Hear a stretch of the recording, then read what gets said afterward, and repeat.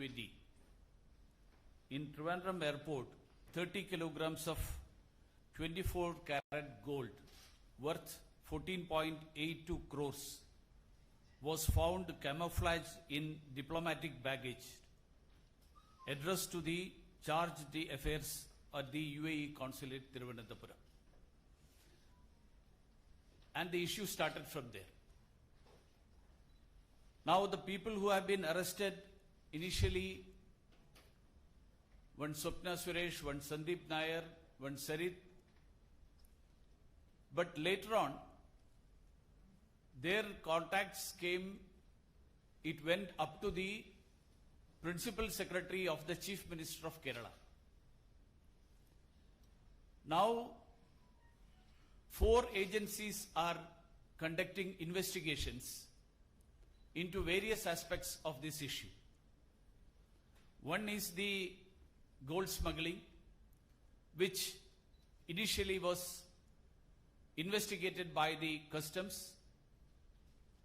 Then, since it was found to be linked with financing terrorism, NIA took up that case on 10th of July. And then there were many other issues that came to the fore. Another issue that came up was a contract between the UAE consulate and a builder in Kerala for construction of houses for those who lost their houses during the floods. And it came to the,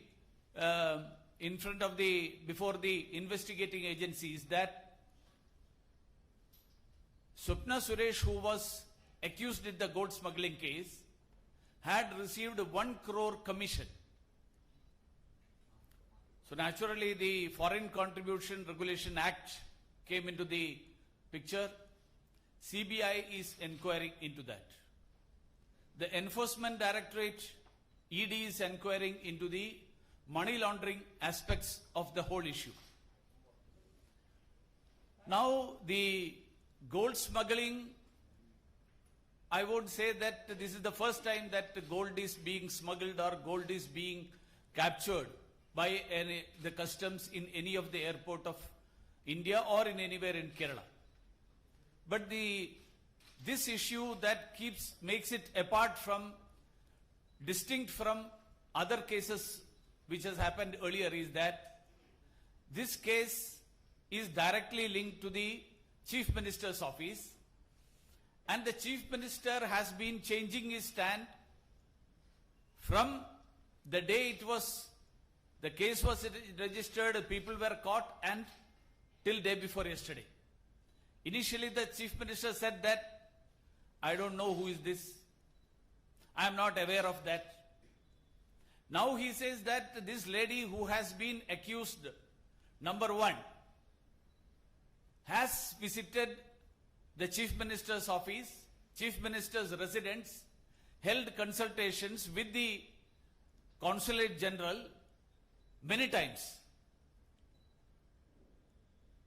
In the first day when the whole issue happened, the Kerala Chief Minister wrote a letter to the Prime Minister asking that any central agency may investigate about it.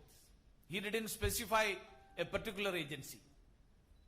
But now, when the investigation went ahead, and the Enforcement Directorate, in the charge sheet that was submitted to the court, specifically mentioned that there are people who are influential in the government who are linked to this. There are very prominent people linked to this. The government of Kerala and the party which leads the government, they started finding fault with the agency. They started saying that this is a political vendetta. They started casting aspersions on the agencies.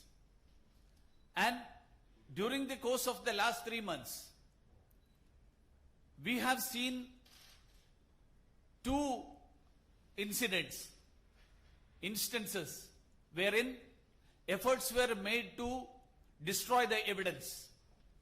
The General Administration Department of the Government of Kerala, which looks after the protocol, which looks after the discussions that the government officials of Kerala hold with other foreign entities, that protocol department had a fire on 25th of August. The ministers, including the chief minister, said that it was a short circuit. But now we have the report of the forensic department of the government of Kerala, which says that the forensics laboratory very categorically says that it was not caused due to short circuit. This indicates that there was a deliberate effort on the part of somebody to destroy the evidence. The CCTV visuals, both of the chief minister's residence as well as the state secretariat, that was found to be lost. And now the latest thing, as the agreement which I mentioned to you, consulate and the builder, against that the CBI charged the builder as well as the Kerala government agency which entered into an agreement. And Kerala government goes to the court against CBI inquiry.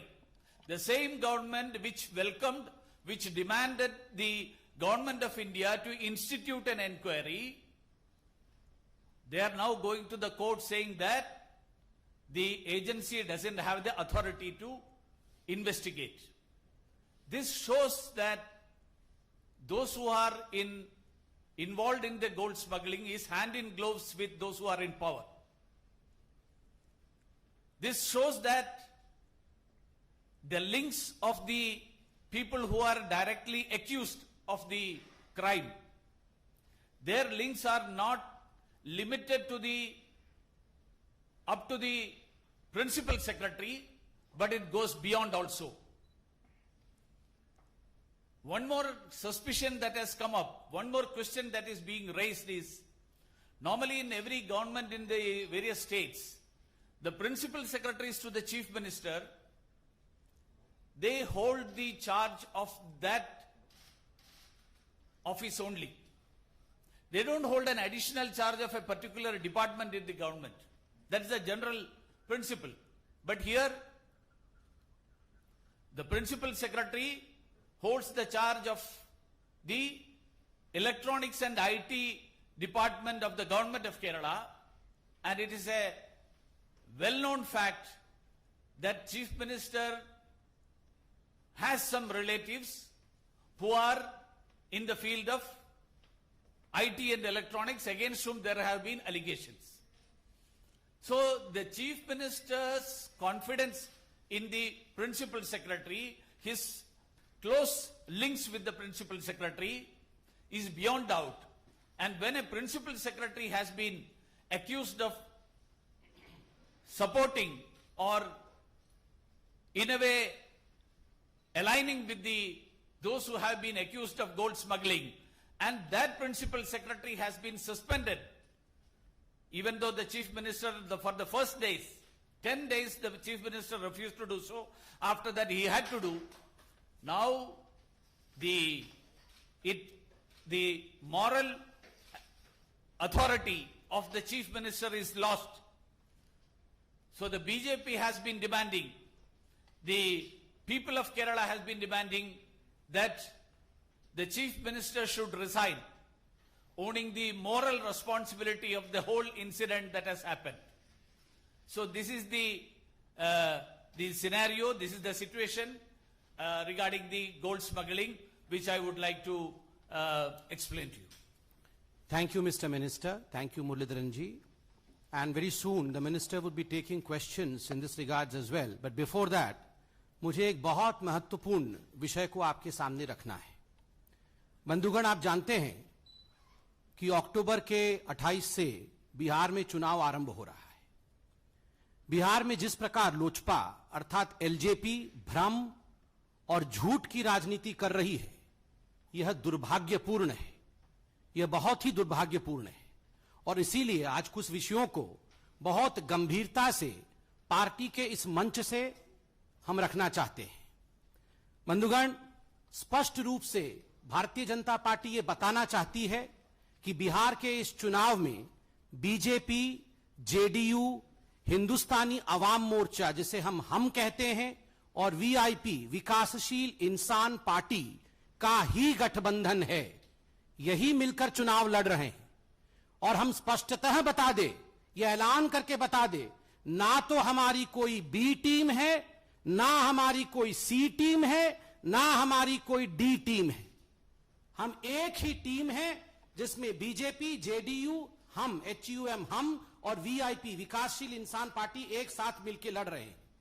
Bihar में सीधी सीधी लड़ाई दो गठबंधनों के बीच में है। मुख्यतः BJP JDU की गठबंधन जिसमें अन्य दो पार्टी भी हैं और आरजेडी के तेजस्वी यादव को मुखौटा बनाकर ये जो माले का गठबंधन है, उग्रवादी माले पार्टी भी उस गठबंधन में शामिल है और कांग्रेस पार्टी भी उसमें शामिल है। इनका जो एक गठबंधन है जिसको आज बिहार की जनता और भारत की जनता अपवित्र गठबंधन के नाम से जान रही है, उसके बीच में है। पवित्र गठबंधन वर्सेस अपवित्र गठबंधन, ये सीधे सीधे लड़ाई पवित्रता और अपवित्रता के बीच में है। क्योंकि माले का गठबंधन जहां हो, उग्रवाद का गठबंधन कभी पवित्र नहीं हो सकता, भ्रष्टाचार का गठबंधन कभी पवित्र नहीं हो सकता है। बिहार में लोकतंत्र, विकास और स्थिरता के लिए यह चुनाव लड़ा जा रहा है।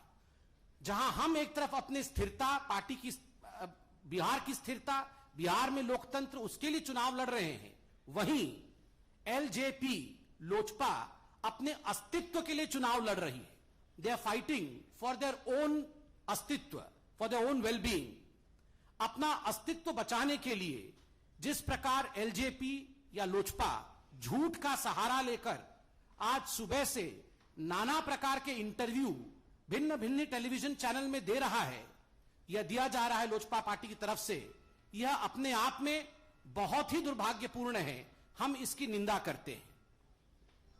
बंधुओं, बिहार में अनेक पार्टी चुनाव लड़ रहे हैं जो हमारे पार्टी से भी अलग है। अकेले अकेले छोटे छोटे पार्टियां चुनाव लड़ रही हैं। पप्पू यादव जी की पार्टी चुनाव लड़ रही है, पुष्पम प्रिया जी की पार्टी चुनाव लड़ रही है, उपेंद्र कुशवाहा जी की पार्टी चुनाव लड़ रही है, ओवैसी जी की पार्टी चुनाव लड़ रही है।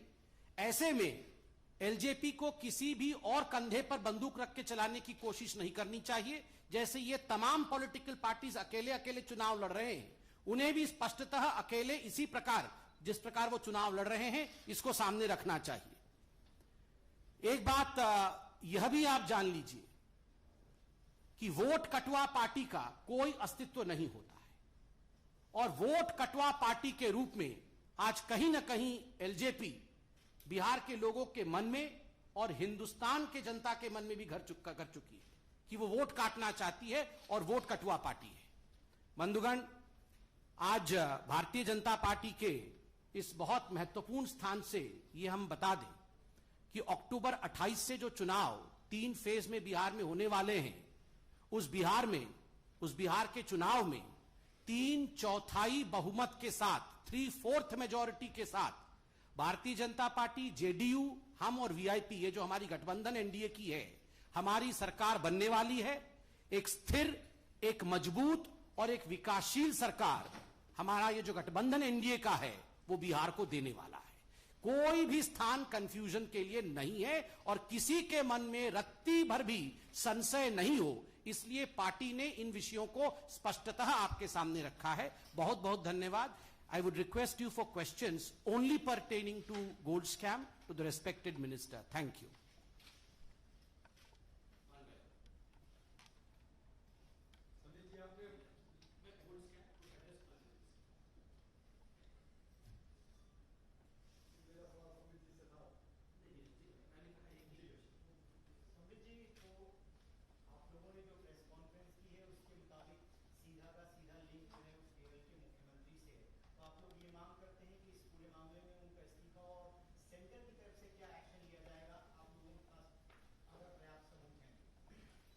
नहीं, सेंटर के तरफ से अभी मैंने जो कहा कि 4 एजेंसी इसके अलग अलग पहलुओं पर अभी जांच कर रहे हैं, जैसे कस्टम्स है, ईडी है, सीबीआई है और एनआईए है।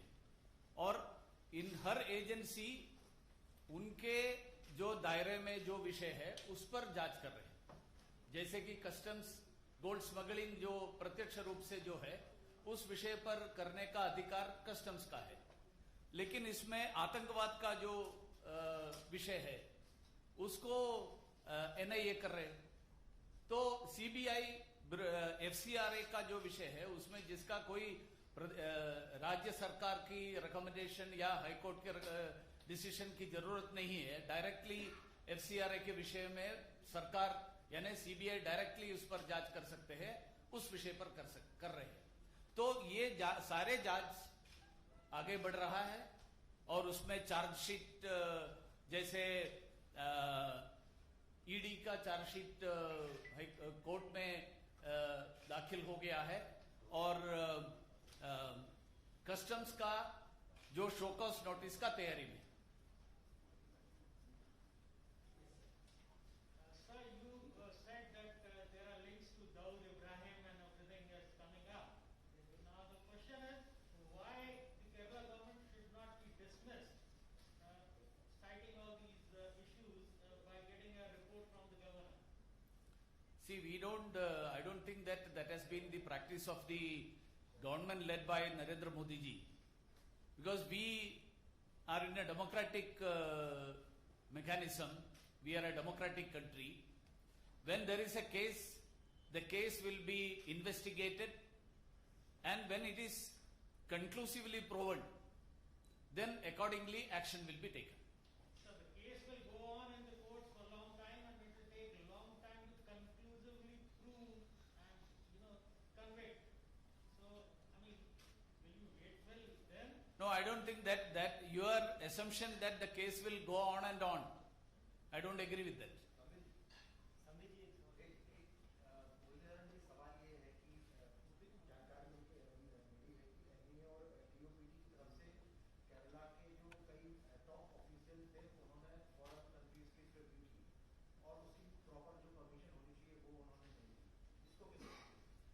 ये विषय जांच एजेंसीज के तरफ से उनके ध्यान में आया है, उसका जो administrative cognisance has been taken and accordingly the required action will be taken by the government. So the Chief Minister has been saying that the NIA is here to investigate, let them investigate, should they find any proof, we'll see. So what is the complaint against the Chief Minister? That is what I am also saying. The Chief Minister's statement, I have the statements of the Chief Minister starting from 5th July to till day before yesterday. And he has been shifting the goalposts. Why he is now saying that why should the state government go to the court for dismissal and stay on the CBI inquiry if they have nothing to hide? जैसे आपने कहा कि इससे terror funding भी हुई, दूसरी तरफ क्या है केरल में लव जिहाद की बहुत तमाम घटनाएं सामने आ रही हैं और भी अभी कुछ रिपोर्ट्स भी ऐसी आई थी कि एनजीसीए जो प्रोटेस्ट हुए कुछ केरला से भी फंडिंग हुई थी. क्या आपको लगता है जो सोने की तस्करी से गोल्ड स्मगलिंग से जो पैसा बनाया जा रहा है वो इन गतिविधियों में भी खर्च किया जा रहा है? No, that is why the NIA has taken up that case. That the money that has been amassed through gold smuggling, that is being used for financing of terrorism. That is why the inquiry is being done by the NIA. And I am sure that NIA will bring out the clear evidence of that. Thank you, sir. Thank you, friends. Neeraj ji finally नहीं, देखिए मैंने बिहार पे एक statement पढ़ा है, आज का विषय गोल्ड स्कैम का था. Thank you so much. Thank you.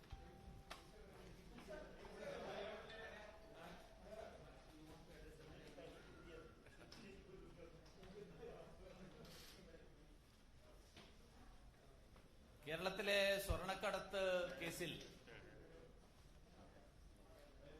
July മാസം 5-ാം തീയതി തിരുവനന്തപുരം വിമാനത്താവളത്തിൽ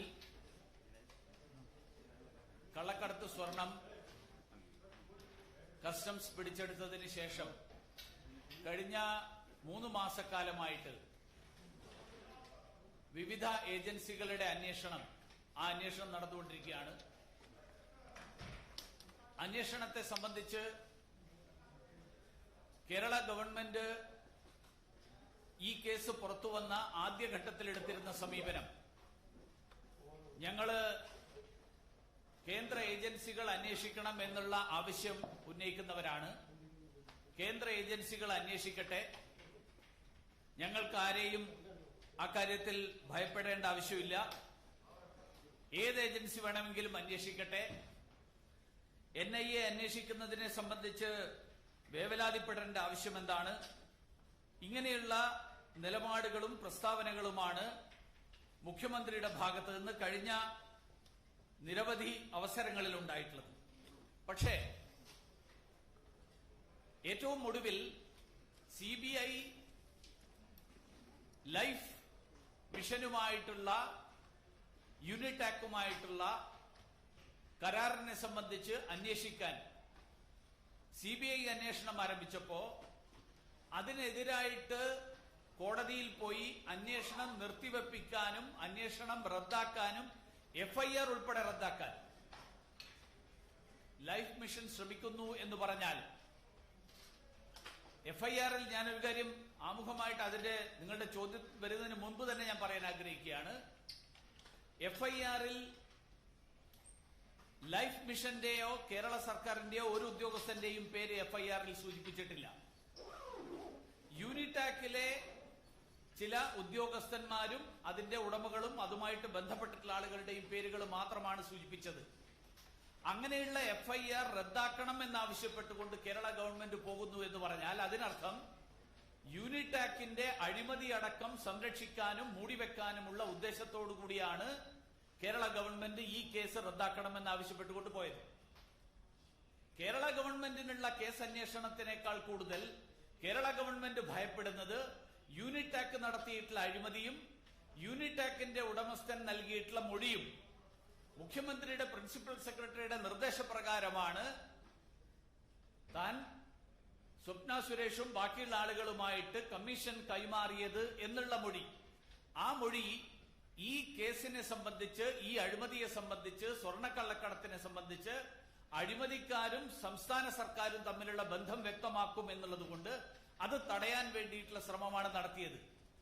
ആരന്വേഷിക്കുന്നതിലും ഭയമില്ലാത്ത ഒരു സർക്കാർ എന്തിന് CBI അന്വേഷണത്തെ ഭയക്കണം? ഒന്ന്. രണ്ടാമത്തെ കാര്യം, സെക്രട്ടേറിയറ്റിലെ തീപിടുത്തത്തെ സംബന്ധിച്ച് സർക്കാർ എടുത്തിരുന്ന നിലപാട് ആ തീപിടുത്തം ഷോർട്ട് സർക്യൂട്ടിന്റെ ഫലമായിട്ടാണ്. പക്ഷേ വിവരങ്ങൾ പുറത്തു വന്നിരിക്കുന്നു ഷോർട്ട് സർക്യൂട്ടിന്റെ ഫലമായിട്ടല്ല എന്ന് പറഞ്ഞാൽ അവിടെ ബോധപൂർവം തീ കൊളുത്തിയതാണ് തെളിവുകൾ നശിപ്പിക്കാൻ. 3. സ്വപ്ന സുരേഷിനെ പേര് പറഞ്ഞുകൊണ്ട് പോലും പരാമർശിക്കാത്ത മുഖ്യമന്ത്രി ഈ കഴിഞ്ഞ ദിവസം പരസ്യമായിട്ട് സമ്മതിച്ചിരിക്കുകയാണ്.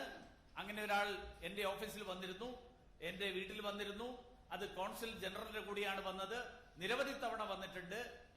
ഇതെന്തുകൊണ്ട് ആദ്യ ദിവസങ്ങളിൽ ഇങ്ങനെ സമ്മതിക്കുന്നതിന് എന്തായിരുന്നു മുഖ്യമന്ത്രിയുടെ വൈമുഖ്യം?